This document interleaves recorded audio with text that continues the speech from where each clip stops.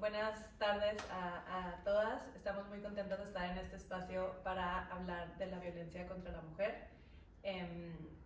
Hemos escogido el mes de noviembre para como resaltar este tema en Míticas y vamos a tener una conversación con Lorena y con Meli, pero para empezar vamos a hablar un poco de por qué estamos hablando de esto y presentarnos las cuatro. Entonces, primero quisiera platicarles un poquito más de Míticas. Míticas somos cuatro cofundadoras y tenemos el objetivo, la misión de incentivar la participación de las mujeres en los puestos de toma de decisión, de liderazgo, en el espacio público. Un poco empezamos primero a hablar del sector público y nos fuimos dando cuenta que había más interés por mujeres de otros sectores, también por los temas que estamos tocando. Entonces decidimos hablar ahora como del espacio público y lo hacemos en tres ejes: a nivel individual, a nivel organizacional y en incidencia. Entonces trabajamos con mujeres desde una red de profesionistas, con mentorías, tenemos ciertos programas de formación para mujeres como a nivel individual, y luego también tenemos la parte organizacional en que trabajamos con organizaciones, con empresas, más para ver sus políticas, como a nivel un poquito más estructural. Y bueno, tenemos también esta idea de incidir como a nivel de política. Y bueno, entonces yo soy Sofía Potes, soy cofundadora de la organización y soy maestra en política pública de la Universidad de Chicago, y ahorita estoy trabajando en una organización también que se llama US Mexico Foundation. Y bueno, les presento también a Rosa, que es otra de nuestras cofundadoras. Sí, bueno, me presento. Sí. Entonces, exacto, soy cofundadora de Míticas y también tengo una maestría en políticas públicas y estoy trabajando en este momento en el PNUD en México. Lorena, ¿te puedes presentar? Con mucho gusto. Yo soy Lorena de la Garza, soy diputada local aquí en el estado de Nuevo León, presidenta de la Comisión de Movilidad aquí en el Congreso. Muchas gracias. Y por último, Mel. Muchas gracias. Mi nombre es Melissa Escamilla, yo soy terapeuta de una asociación civil que se llama Alternativas Pacíficas. Y pues ahí trabajo brindando atención psicológica a mujeres que han sido sobrevivientes de violencia. Muchas gracias, Melissa. Y bueno, como saben, el 25 de noviembre es el Día Internacional para Erradicar la Violencia contra las Mujeres. Y un poquito de la historia detrás de esto es que en 1960 asesinaron a las hermanas Maribal quiero decir que no me equivoqué, Maribal, siempre me equivoco en el nombre, en República Dominicana, y en 1999 la Asamblea General de la Organización de las Naciones Unidas declaró el 25 de noviembre como el día para erradicar la violencia contra la mujer. Y me gustaría destacar para esto leer como la definición que establecieron en esa resolución, que es la siguiente. Entendiendo por violencia contra la mujer todo acto de violencia basado en la pertenencia al sexo femenino que tenga o pueda tener como resultado un daño o sufrimiento físico, sexual o psicológico para la mujer, así como las amenazas de tales actos, la coacción o la privación arbitraria de la libertad, tanto si se producen en la vida pública como en la privada. Y bueno, se hace la invitación a gobiernos internacionales, a organizaciones internacionales no gubernamentales para pues erradicar la violencia contra la mujer. Estamos pues como 24 años de que se tomó esta decisión, de que se estableció este día, y sin embargo, particularmente en México y en Latinoamérica, seguimos viendo niveles muy, muy altos de violencia. Entonces, consideramos en Míticas que la violencia contra la mujer pues al final termina afectando su desarrollo profesional, y termina afectando pues que pueda llegar a estos puestos de toma de decisión. Y como saben, la violencia se puede establecer en las 5 categorías, que son violencia económica, violencia psicológica, violencia emocional, violencia física y sexual. Yo creo que ahorita también Melissa nos puede hablar un poco más de eso, pero entonces podemos ver cómo conforme nos vamos desarrollando como profesionistas y como queremos llegar a estos puestos de toma de decisión, pues estos tipos de violencia van afectando nuestra vida y pueden evitar que lleguemos a ciertas posiciones.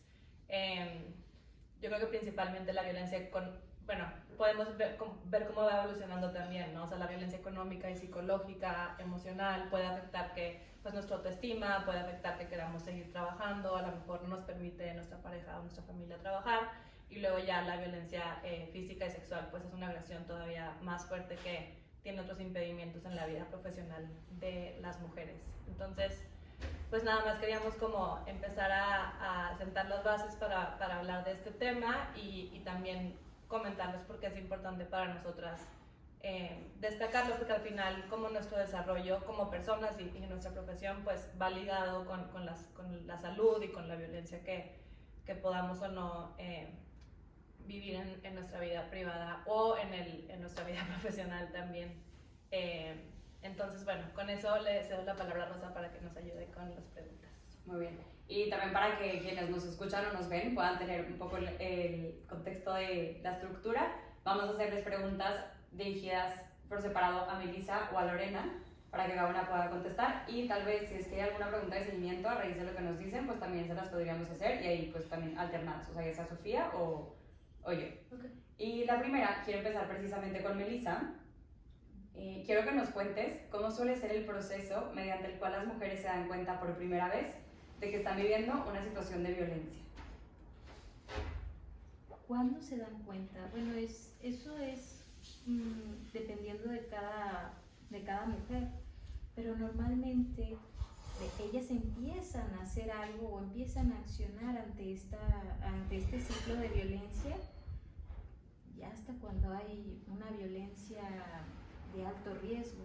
¿Qué hablamos o de qué estamos hablando cuando decimos violencia de alto riesgo? Pues estamos hablando de violencia sexual, violencia física o aislamiento, ¿no? Ahí es cuando ya ellas identifican que algo está pasando, que algo muy malo está pasando, y es ahora sí cuando ellas deciden acercarse a instituciones, pedir ayuda con sus redes de apoyo, pero mientras resulta un poco complicado para las mujeres porque, pues en primer lugar, se normalizan muchas situaciones y como no son visibles, no son tangibles, entonces pues resulta más complicado reconocerlo, ¿no?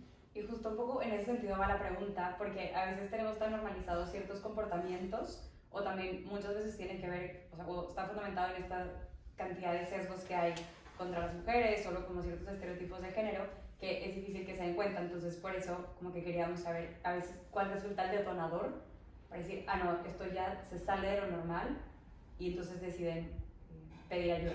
Pero si quieres también ahora podemos ahondar más en eso, ¿se parece? Y Lorena, tú llevas más de 16 años en el servicio público. 18 ya. Más de 18, pues, bien, con mayor razón. Soy mayor de edad en esto. Exacto, ya pasaste esa línea. Y entonces, 16 años en el servicio público, también has incursionado en política, aparte has estado como que en diferentes funciones y cargos, como que precisamente esta experiencia, este recorrido, pues seguro que te ha dado para vivir todo tipo de cosas. Y lo que te queremos preguntar, bueno, dos cosas. Una, ejemplos de tipo de violencia política. Y segundo, ¿cómo la identificaste? ¿Te pasó que viviste situaciones de violencia y las pasaste por alto? O sea, como que justo tenías normalizado el comportamiento. Sí, creo ahorita que estabas contestando tú, justo uno de los temas que tenemos estigmatizado es que la violencia es grave solo cuando hay golpes, y la realidad es que no. Hay muchos tipos de violencia que laceran muy fuerte la vida de las mujeres y que probablemente no te provoquen un daño físico, pero sí una serie de actos violentos a tu entorno, a ti o a tu entorno. Y justo creo que de eso o sea, más bien, me parece que de eso se trata la violencia política en razón de género, porque cuando me di cuenta ahora que lo denunciamos, porque no fui nada más yo, fuimos varias compañeras, porque la gente nos decía que exageradas, ni les están haciendo nada, o sea, no es problema. Es que ese es el un problema. paréntesis, O sea, ¿puedes contar súper breve lo que sucedió también para que quien Sí. escucha tenga el contexto Claro, de esta contexto. denuncia? Sí. yo soy diputada, o sea, el contexto es ese, soy diputada local del Estado de Nuevo León desde hace ya 2 años, en una pugna política en el Estado de Nuevo León, que es aquí donde vivimos. Varias compañeras diputadas y tu servidora originalmente fuimos invitadas a que nos cambiáramos de partido, o sea, nos hicieron ofrecimientos para cambiarnos de partido, y a partir de que dijimos que no, empezamos a vivir una serie de intimidaciones, acoso y hostigamiento contra nosotras, pero también contra nuestros familiares y amigos.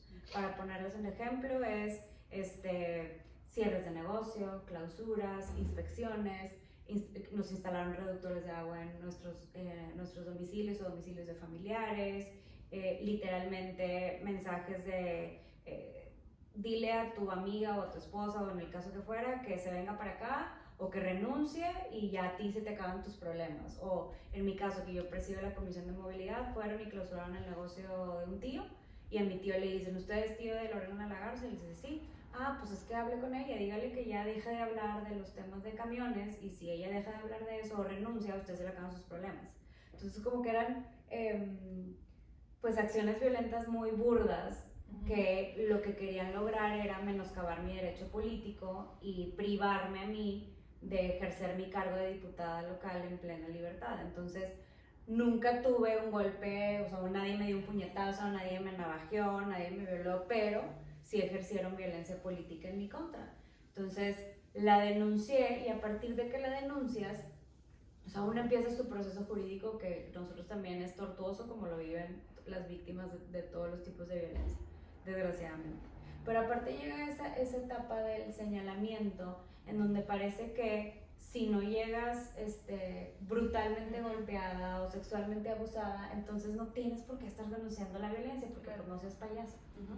Entonces eso ha sido un poco lo que nos ha tocado vivir para explicar el contexto que tú decías, porque sí, o sea, está como que a veces hay tipos de violencia que son normalizados o que la mayoría de la gente te dice, pues eso no es violencia, hombre, eso es... O sea, a mí en mi caso hay gente que me dice, Lore, pues es que eso no es violencia, eso es política. Y yo, no, la política no es eso.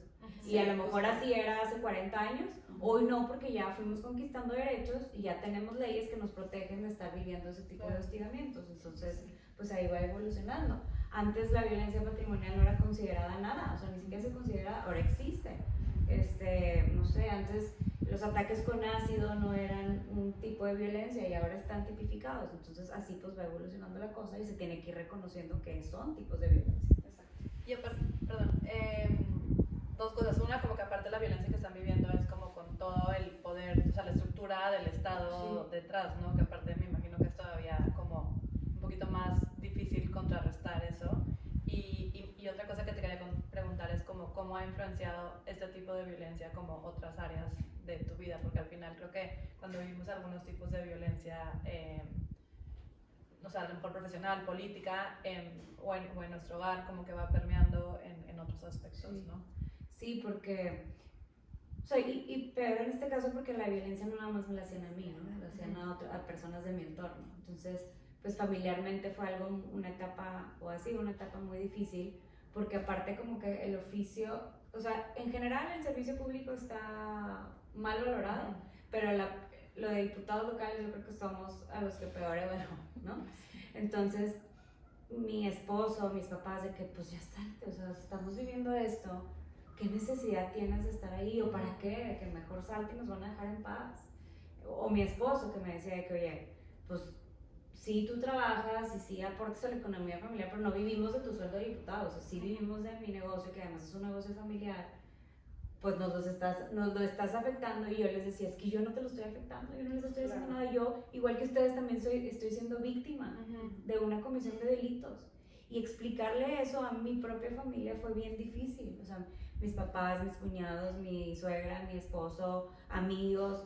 O sea, yo también estoy siendo víctima, yo no les estoy haciendo nada, porque me decían, por tu culpa, y yo, no es mi culpa, yo soy víctima también. De alguna forma terminas revictimizada por tu entorno, y que claro que no te quieren hacer daño, pero exacto, como lo están padeciendo, y de alguna forma la violencia se origina por ti, o sea, por tu trabajo, exacto. Entonces lo toman personal, y se vuelve difícil, tan difícil, porque pues quien más quien más quieres que te apoye, no porque no quieran, sino que están en una situación bien difícil. Sí, no es que no te quieran ayudar, claro que te quieren ayudar y no quieren que te esté pasando eso, pero no existe la conciencia de ese tipo de violencia como para reconocértelo y decir de que es que te están violentando. Me tardé 10 meses en que lo reconocieran, o sea, en que lo reconocieran y que me dijeran, ok, habla del tema, porque cuando yo lo denuncié por primera vez,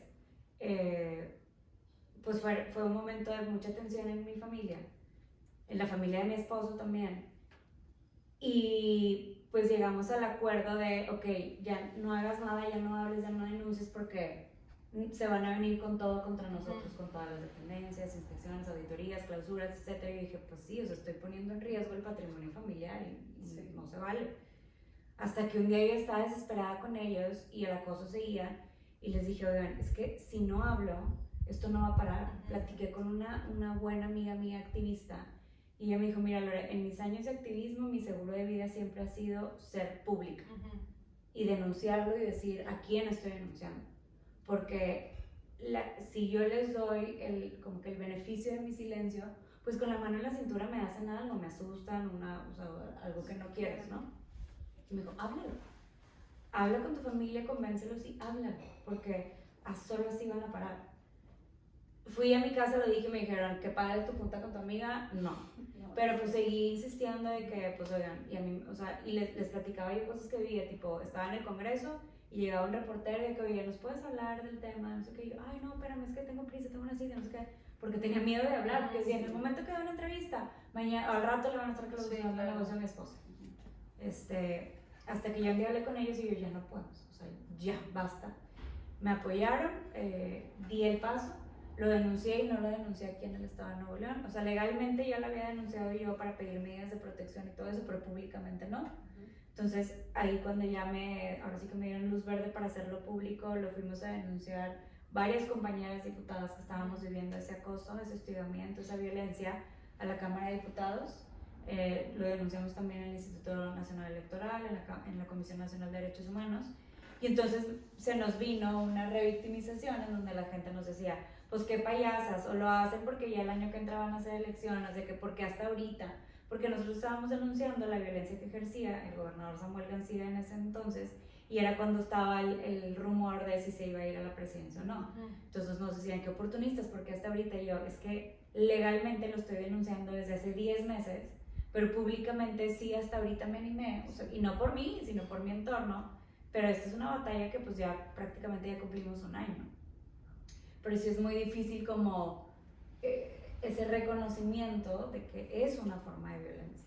Oye, y justo es que quiero retomar algo de la parte de la denuncia, o sea, que hiciste la denuncia formal, o sea, por la vía legal, como que importante, porque en este momento estamos haciendo una investigación cualitativa de la participación de mujeres en la administración pública federal. La estamos haciendo con el INCO. Y uno de los temas que, por supuesto, fue de los más presentes era el tema de acoso y hostigamiento sexual en su trabajo. Entonces, indagando un poco más y conversando esto con una persona que trabaja en el INCO Mujeres, nos decía que una de las tareas más importantes para hacer con las mujeres en este momento es ayudarlas a recabar pruebas, porque, y como que sumando también lo que hemos hablado, a veces nos esperamos o se esperan hasta el último momento, ¿no? O sea, ya que tocas fondo para decir algo, incluso a tu gente más cercana, porque puede que también te digan, claro que no, que exagerada, no te crean, entonces a la gente más cercana, al entorno laboral o incluso públicamente. Entonces, como que qué importante aquí tu función de que si lo hiciste, aunque luego no fueras pública, sí. Porque cuando saliste sí podías decir, pues yo no estoy siendo oportunista, o sea, tenías forma de comprobar que no estabas aprovechando un momento coyuntural, sino que ya lo habías anunciado, simplemente por X o Y razón. Y aparte fue una cadenita como de miedo y más miedo y más miedo, porque cuando nosotros lo denunciamos pedimos unas medidas de protección. Y dentro de las medidas de protección que pedimos fue que ya las dependencias del Estado no puedan molestar a nuestros familiares, o sea, a nuestros esposos, a nuestros papás, a nuestros suegros, porque eso era la manera en la que estaban ellos ejerciendo presión contra nosotros, y lo hacían más fuerte cuando teníamos votaciones importantes en el Congreso. Y haz de cuenta que si era un tema como político fuerte, se venían todas las dependencias a clausurar negocios de nuestros familiares, amigos o sí, círculos cercanos. Entonces, dentro de las medidas de protección que nosotros pedimos, les pedimos que nos protejan a nosotros, pero también a esas personas cercanas que están molestando. Entonces, nos otorgan esas medidas de protección.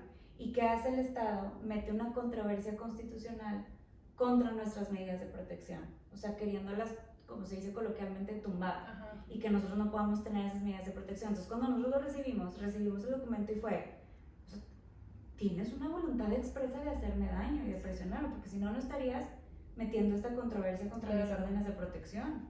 Entonces, inclusive fuimos a la corte y a explicar de que, mira, esto es lo que estamos viviendo, o sea, y con foto, con video, con todo. Porque era pues una presión constante y luego te dicen, es que tus medidas de protección es que te otorga un juez están tambaleándose porque hay una controversia sobre ellas, dices tú, pues es porque tienes una intención de seguirme haciendo daño, Claro. seguirme presionando. Y aparte estás como aceptando de alguna, bueno, o sea, no aceptando, pero como que el hecho de que hayan metido la controversia también es un poco decir como, si lo quiero seguir quiero hacer, haciendo, exacto. ¿no? O sea, como Lo que quiero a lo seguir mejor haciendo. como, sí.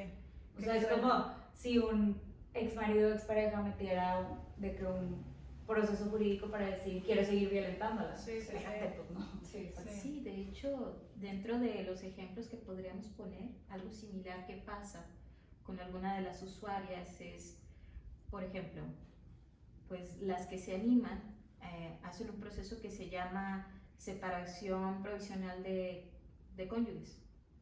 Entonces en por ciertos días, normalmente son 30 días, pues el agresor no puede ingresar al domicilio. Pasan esos 30 días y también el agresor busca tumbar pues este juicio o esta medida, ¿sí? Medida de protección, ingresa y la vuelve a violentar.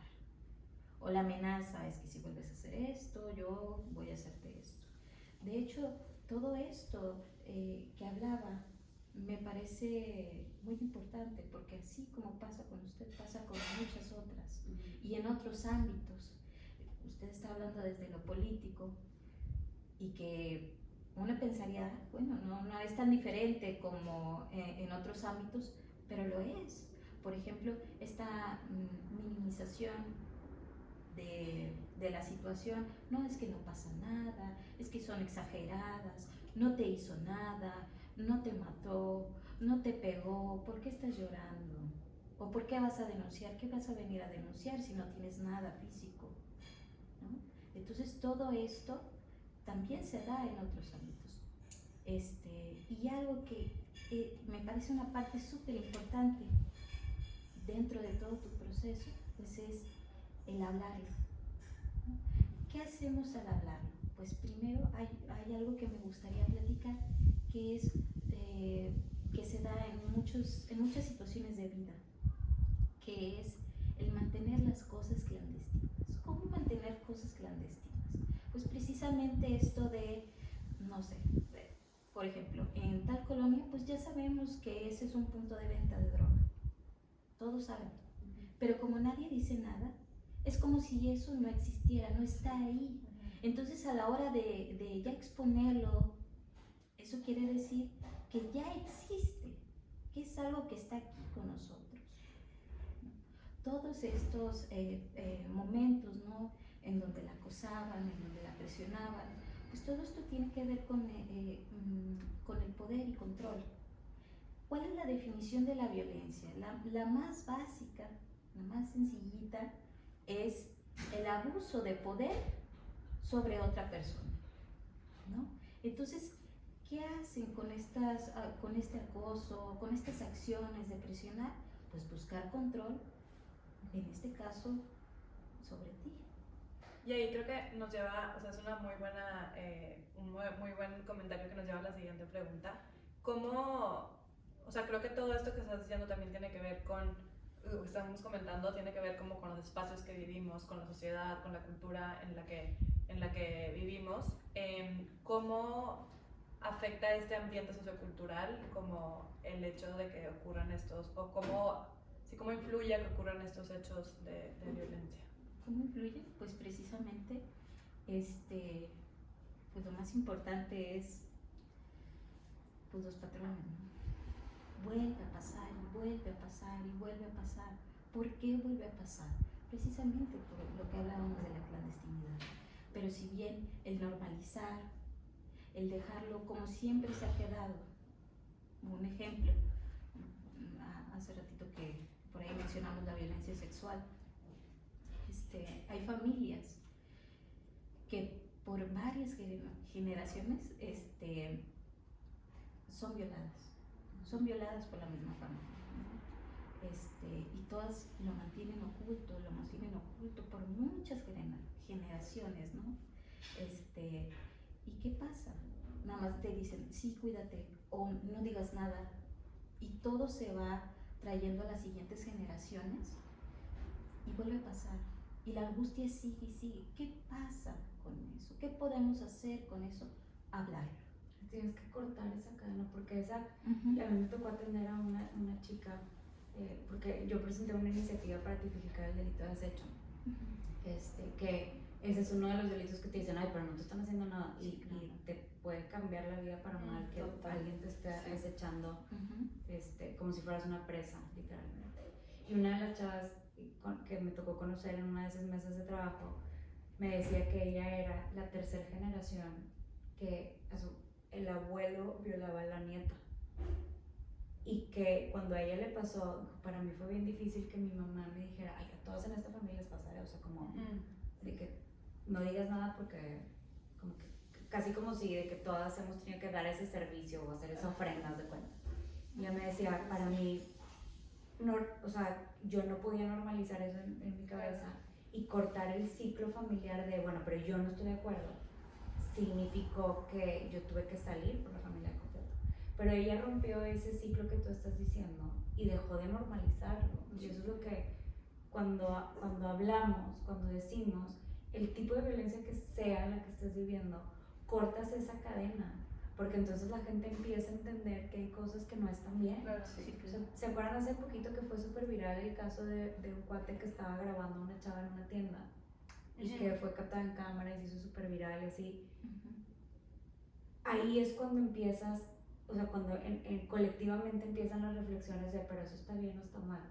¿Por qué? Porque dices, bueno, pues Barrabás no le hizo nada. No, pero si está mal, que está violentando, claro. Está violentando. Entonces empezamos a tener esas conversaciones en las que ya se dejan de normalizar ese tipo de conductas.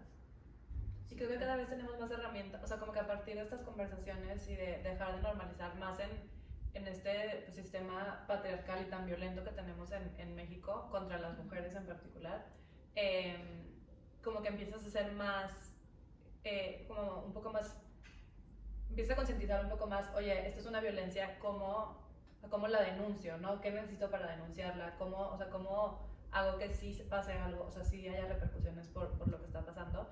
Y en estas conversaciones que contaba Rosa, que hemos tenido con mujeres en el servicio público, algo que nos han dicho mucho es como, es que no tengo pruebas, ¿no? O sea, como que la parte de las pruebas es súper importante, más cuando es como violencia psicológica o emocional, porque pues en el espacio laboral decían, por ejemplo, como, pues como pruebo que me tienen en la congeladora, ¿no? O sea, como que, ¿cómo compruebo que no me invita a las reuniones o que no sé qué? Pero creo que conforme vamos justo rompiendo el ciclo y teniendo las conversaciones, podemos como un poco ser más innovadoras o encontrar formas de tener esas pruebas para denunciarlo, porque si no lo hablamos, pues ni siquiera, o sea, nadie lo considera violencia y se va normalizando y es como, bueno, pues ni modo, te toca estar en la congeladora un ratito.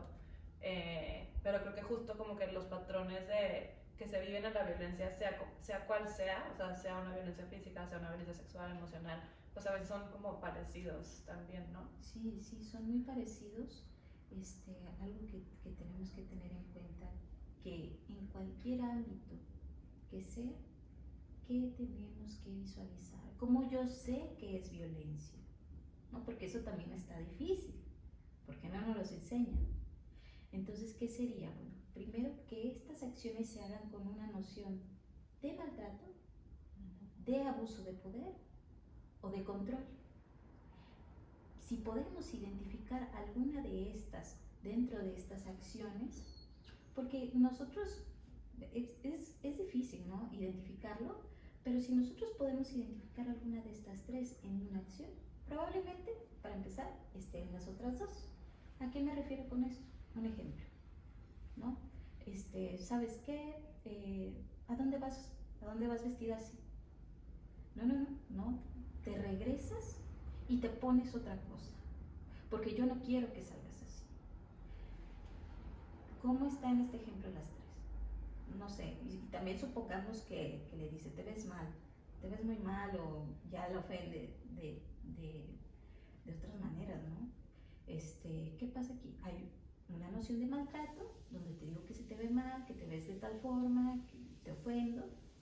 Hay un abuso de poder, porque te digo que te vayas a cambiar, porque a lo mejor mi novia o con mi pareja no va a salir así.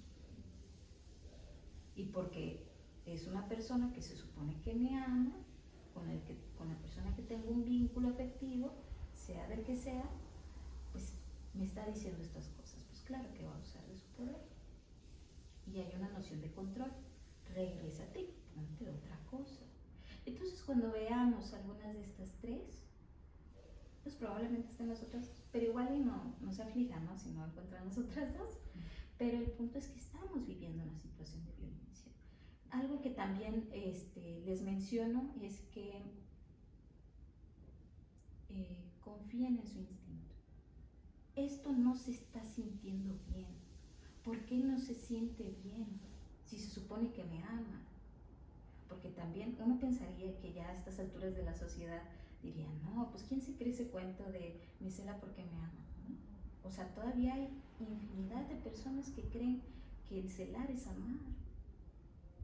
Y el no hablarlo, continuamos con esa idea, continuamos con esa cultura de sí, me cela porque me quiere, me controla porque eso significa que quiere estar conmigo, ¿no?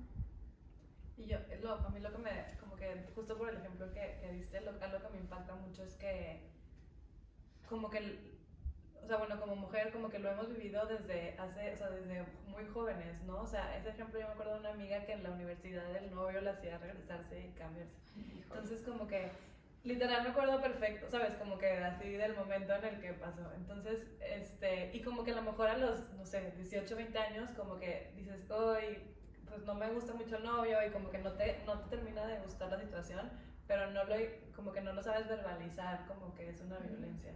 Sí, claro. Entonces para eso es importante identificarlo en un primer momento. Identificar, confiar en lo que estoy sintiendo y que no es agradable, ¿no? Porque si no, propiciamos esto, ¿no? Que no lo hablamos, nadie dice nada, o que a lo mejor en casa pues lo vemos que pasa. O sabemos, porque también ahí está otro, que sabemos que está mal. Lo sabemos, todas sabemos que está mal que el novio lo diga, que nos diga que nos regresemos a cambiar. Pero lo normalizamos. Pero así es él. Pero así es él, o así pasa con mi mamá, ¿no? Así también le pasa a una tía. Pues sí, no está tan padre, no está tan bien, pero pasa. O como... Sí, justificarlo también, ¿no? Sí, o como el alcoholismo. No, pues es que pues él también es alcohólico, como mi papá, y se pone medio agresivo cuando toma, pero y está mal, no debería ser así, pero pues así es, así son, ¿qué más hacemos? ¿No? Entonces, todo esto también va siguiendo, y hablamos de patrones, hablamos de sistema, que estos son complicados, ¿no? De romper, pero a la hora de visualizarlo ya, es así como que, yo no quiero esto, ya no estoy dispuesta a, y es cuando se rompen con estas acciones, ¿no?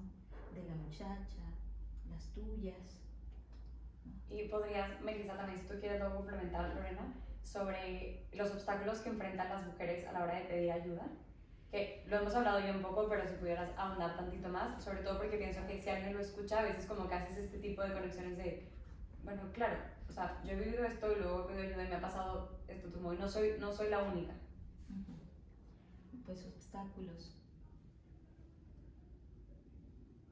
pues son obstáculos difíciles porque muchos tienen que ver con nosotras mismas. El reconocer que algo está pasando,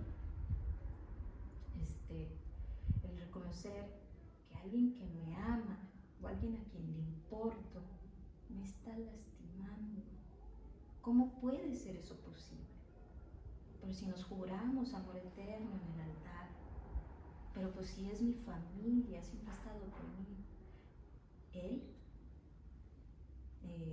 hacer consciente que puede pasar y que no es tu culpa que pase, simplemente tú no puedes darnos cuenta que nosotros no podemos controlar lo que hace la otra persona. Yo puedo controlar lo mío, lo que yo hago, lo que yo digo, lo que yo siento, lo que yo expreso, pero yo no puedo controlar al otro. Y yo siento que puedo cambiar al otro, que ya me trate bien, que ya haga las cosas diferentes. Voy a esperar a que se tranquilice, voy a esperar a que él haga un insight y cambie. Esperar y poner las necesidades del otro sobre las mías es un obstáculo muy grande. Porque a veces digo, es que yo soy buena, yo no lo quiero lastimar, ¿qué tal si le pongo la denuncia y se lo llevan al bote, lo encierran? Qué importante, porque cuando yo vencer obstáculos, ahí mismo me imaginé obstáculos externos, pero tienes toda la razón que el principal obstáculo somos nosotras mismas. Entonces, sí, o sea, ajá, totalmente de acuerdo, como que importante que lo dijiste. Sí, es una barrera, o sea, es una barrera interna, porque también es un debate de, me imagino en las situaciones que estás diciendo, muchas mujeres que he escuchado de que es que no lo quiero denunciar, porque aparte, pues él es el que trabaja y mantiene mi casa, entonces si lo denuncio y lo detienen y ver su trabajo y ahora quién me va a mantener, yo no trabajo y los niños y, o sea, como que también el ponerte en la situación de que la decisión que tú vas a dar va a provocar un movimiento a tu alrededor está bien difícil. Y luego te vas al punto de, ok, ya decidiste dar el paso, todos los obstáculos legales que tienes para darle seguimiento a tu denuncia o tu proceso, no está fácil, o sea, y no está fácil, no es rápido, lo que tú decías ahorita de, o tú lo de las pruebas,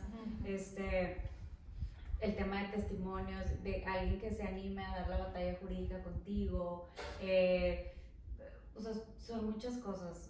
Sí, la parte de los obstáculos es algo que también tenemos que trabajar tanto en lo, o sea, al tema emocional, pero también en los temas jurídicos y burocráticos para hacer estos procesos de denuncia de violencias mucho más fáciles, porque sí, el proceso, sé que sí han estado trabajando como para que el proceso de la denuncia sea menos tortuoso para las mujeres, porque sobre todo las mujeres son las que denuncian, pero la revictimización que sufren en el proceso y el tratamiento que se le da también a los, cuando hay niños involucrados, son partes bien difíciles, que ahí han ido cambiando protocolos y sobre todo en el Poder Judicial de cómo pues un juez se hace de pruebas con los niños para dictaminar cuando efectivamente sí hay abuso en casa, pues se han ido modificando esos protocolos, pero son cosas que no podemos dejar de lado porque se han ido dando pasitos para cambiarlo, pero todavía falta. Sí, todavía falta Bastante. bastante. Ese es un proceso muy desgastante emocionalmente. Normalmente lo que trabajamos aquí en Alternativas Pacíficas es que siempre, cuando lleven su proceso legal, lleven su acompañamiento terapéutico, porque es cansado emocionalmente. Es más, cuando relatabas todo lo que viviste, yo ni siquiera puedo imaginar lo cansado, lo frustrante que puede ser. Y así como para muchas, desde ir a poner una denuncia, que les hablen feo, que les hagan preguntas tan hostiles. No sé si alguna vez alguien ha visto a una mujer después de que va a poner una denuncia. Sale deshechas, totalmente deshechas. ¿Por qué? Porque pierden. Eso es algo que pasa. Cuando nosotros trabajamos algo por mucho tiempo, se genera una desensibilización. Mecanismo de defensa que tenemos cualquiera. Sí, también. Sin embargo, Pero lo platicas muy tranquila, muy tranquila. Tú no sabes todo lo que pasaba para llegar aquí y platicarte. Sí, no tengo que estar aquí llorando para que... Exacto. sí, entonces está esta desensibilización por parte de las autoridades en donde, ya señora, o sea, ¿para qué viene? Si usted no le hizo nada, está bien. ¿O dónde le pegó? Ay, le pegó. Ay, bueno, déjame le pongo aquí. Incluso cómo se tipifica, ¿no? De que si hay heridas que sanan menos de 15 días o si ya es algo más grave, minimizando de nueva cuenta. Un día tuve un debate de eso con un secretario de seguridad del municipio. Le digo, oye, es que los policías también no ayudan, o sea, llegan al reporte y las señoras me platican, o sea, me dicen, mira, te voy a platicar de la parte del policía. Si llega un policía que igual como tiene ese reporte de violencia doméstica, está atendiendo N cantidad de cosas al mismo tiempo. Y pues ya va a decir, la primera barrera que se topa el policía es la puerta de la casa, ¿verdad? Porque pues el policía no se puede meter si no le abren. Así está. Dice, pero y luego, en la mayoría de los casos, las mujeres víctimas de violencia desafortunadamente se desisten de la denuncia por otros factores, ¿no? O sea, de que porque les el sostén del hogar, porque no pudo con la presión, porque los hijos la presionaron, porque no supo qué hacer, porque estaba nervioso, por lo que tú quieras. Entonces el policía tiene un estigma de que voy a hacer todo el proceso de levantamiento de una denuncia, que tengo que ir a sacar copias, que el dictamen, que tengo que ir a un peritaje, que... Y en 24 horas la señora se va a contentar con su marido y se va a asistir. Y yo ya le invertí 8 horas de mi turno o dejé de atender otras cosas en el municipio por ese tema. Entonces, como que hay tanto estigma alrededor de eso, que la atención a una mujer que reporta violencia se convierte muy deshumanizada, porque lamentablemente es súper frecuente.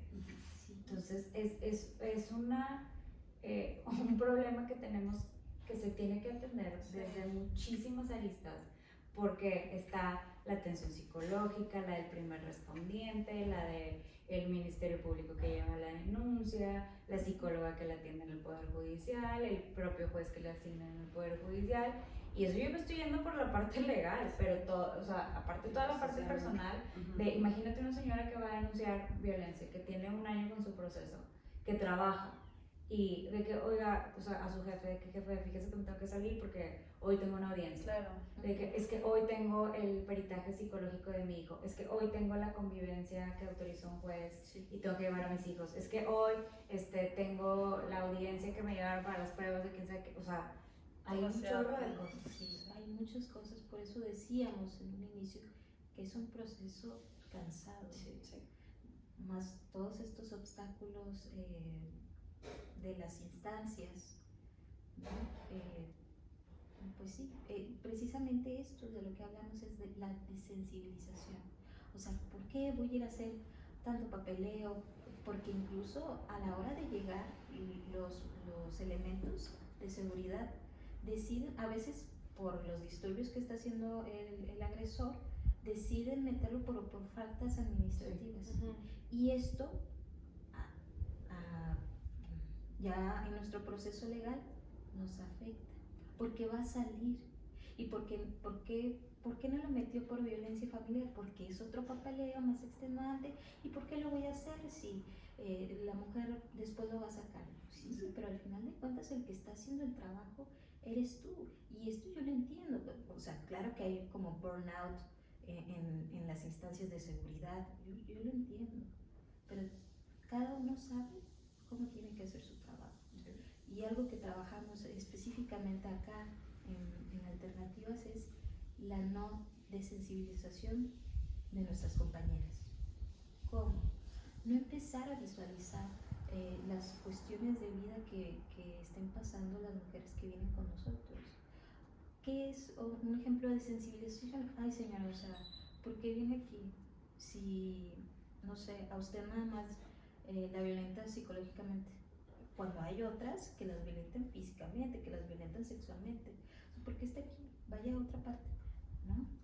Todos los casos son importantes, todos los casos tienen que llevar un acompañamiento, si ellas desean, ¿verdad? Claro.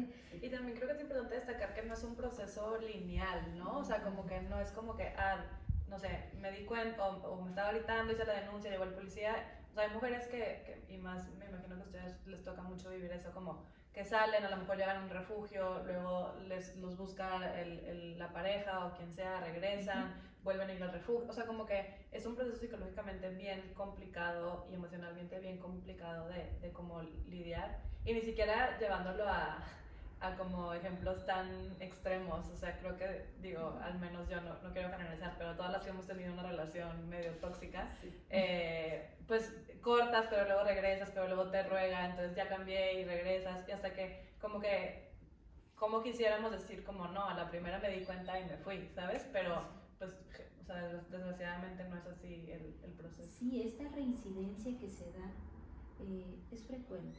O sea, quisiéramos decir que no lo es, pero pues sí lo es. En particular con nosotras, lo que siempre le señalamos al usuario es, tú puedes volver las veces que tú crees conveniente, lo ideal es que no, pero aquí vamos a estar para ti. O sea, fungimos como una red de apoyo. Eso es lo que buscamos siempre. ¿Por qué? Claro que ¿qué pasa con las redes de apoyo, con la familia, con los amigos? Hay un hartazgo. Total, sí. Sí. Hay un hartazgo de, es que ya te ayudé, ya volviste 4 veces, ya te sacamos de ahí y otra vez ahí vas. Sí, o de que pues, si estás ahí es porque quieres, porque tú has regresado, pero obvio que detrás de todo esto hay una cuestión psicológica bien dura. Sí. Y esta cuestión que hay detrás psicológica, pues es la dependencia emocional, que ya muchos hemos oído hablar sobre ellos, pero ¿cómo podemos identificarla? En un primer momento se da cuando yo empiezo a identificarlas o me intentan que yo introyecte que las necesidades del agresor son mías. Yo las tengo que satisfacer. Él o esta persona que agrede, ¿qué es lo que busca? Busca que los demás satisfagan sus necesidades. Y luego, cuando se da esta relación dependiente, yo lo que hago es que busco satisfacer las necesidades de los demás, olvidándome de las propias. ¿Qué sería como lo ideal? Lo ideal sería buscar satisfacer mis propias necesidades sin ser agresiva y sin ser pasiva. ¿Por qué? Porque luego esto nos nubla mucho. Yo siento que me tengo que hacer cargo, yo siento que lo tengo que tener feliz por todas estas manipulaciones que él ejerce o estas formas violentas de dirigirse hacia mí. Pero lo que sí es un rasgo común es que yo empiezo a cargar con todo lo de él. Él me absorbe, yo tengo que hacer lo que él me dice, porque si no van a pasar cosas malas, va a haber una consecuencia. Tal está lo que nos comentabas, ¿no? Si yo no cedo, va a pasar algo malo. Y por eso también lo mantenemos oculto, lo mantenemos clandestino, porque si no esto va a ir a más y esto angustia, es completamente natural. Pero para eso primero tenemos que identificar y también visualizar todo esto, porque si no lo hablamos, esto para empezar es algo muy difícil. La verdad, admiro que haya tenido como esta valentía de hacerlo. Pues fue necesidad. También, No, exacto. valentía. En ese sentido, no sé si nos puedas platicar como, ya para comenzar a cerrar y ser respetuosas del tiempo, algunas acciones que hayas tomado como en este proceso que creas importante destacar. Ahorita mencionabas, por ejemplo, encontrar a otras mujeres que denunciaran juntas, a lo mejor algún consejo que le quieras dar a otras mujeres que estén en alguna posición similar. Pues siempre como que tener tu círculo de apoyo es básico y yo en este proceso también lo he aprendido porque luego como que cuando estás súper metida en tu carrera y en tu trabajo te alejas también de tus círculos cercanos y en momentos difíciles la verdad es que tener una red de apoyo hace toda la diferencia. A mí también hubo un momento en el que me daba como un poco de pena porque decía, es que no me quiero ver débil. O sea, pero sí tengo miedo, pero sí tengo angustia, pero, o sea, lloro y lloro de coraje, pero no quiero llorar y, o sea, entonces como que también me daba ese pendiente, ese tema de no me quiero ver débil porque, no, y más en una carrera política de mujer, como que está chingada. Pero la verdad es que tenía que hacerlo porque aparte como que siempre le estamos, sobre todo los políticos, como que siempre estamos promoviendo la cultura de la denuncia. Y decía yo, tengo que darle el paso. O sea, y aparte necesitaba denunciar para poder pedir las medidas de protección. Si no hay la denuncia de un delito, pues ¿cómo te las van a dar? Sí. Entonces, mi consejo es que lo que tú decías, como que se dejen guiar mucho por el instinto, porque el instinto es bueno. Y asesórense muy bien y asesórense con personas de confianza. Si alguien nos está escuchando que esté viviendo una situación de violencia también, aparte de buscar una red de apoyo, busquen asociaciones tipo Alternativas Pacíficas que tienen un largo historial de apoyo en estas situaciones. Te voy a decir por qué. Porque en este camino también he conocido a muchas mujeres que son estafadas por abogados, que no le echan ni tantitas ganas a buscarle justicia a la víctima, pero sí le están cobre y cobre cada vez que sacan una copia. Claro.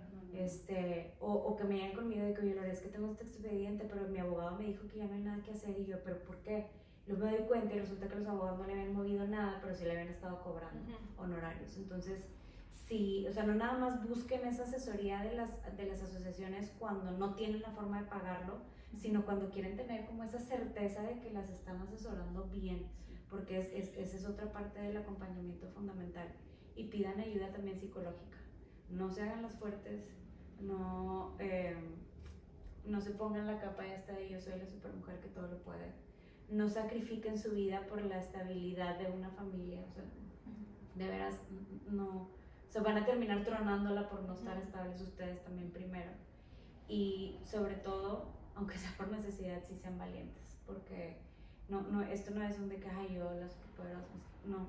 Pero esa valentía es la que te puede dar la posibilidad de vivir con libertad. Y, híjole, la libertad es una cosa bien bonita que a veces valoramos bien poco. Esa valentía les va a dar una libertad que se siente bien bonito aquí en el corazón. Y creo que también esa libertad o esa opción de libertad se la das como a otras mujeres, sí. no a otras personas. O sea, como que al denunciar y al ser vocal, como que permites que se generen estas conversaciones alrededor y que otras mujeres que estén viviendo algo parecido como tengan esa oportunidad. Y que sepan que la violencia no nada más son golpes, la violencia no nada más son violaciones. Hay muchos tipos de violencia que no debemos de normalizar y que no se las tienen que aguantar, o sea, no se las tienen que aguantar, hay formas de salir de ello y no es porque esté aquí, pero Alternativas Pacíficas es una de las asociaciones que más trabaja esto, que les dan una atención holística, que les dan un acompañamiento de veras desde que literal tocan la puerta de la asociación hasta el final de su proceso. Y si no están aquí en Monterrey o si no están cerca de una puerta violeta Alternativas, hay un chorro, pero fíjense que tengan ese historial porque desgraciadamente aparte de la violencia que ya van reportando, en el proceso también puede ser víctimas de otras violencias y otros abusos.